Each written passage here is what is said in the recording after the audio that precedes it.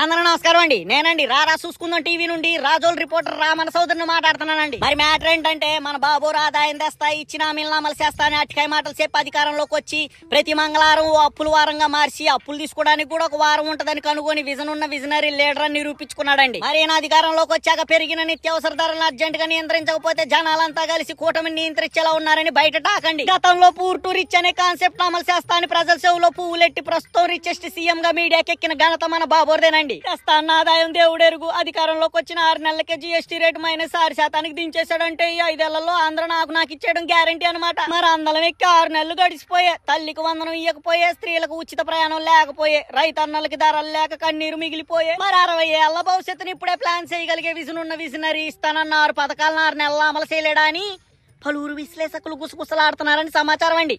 ఉంటాండి మరి. వేసేసాడు, బాగా వేసేసాడు.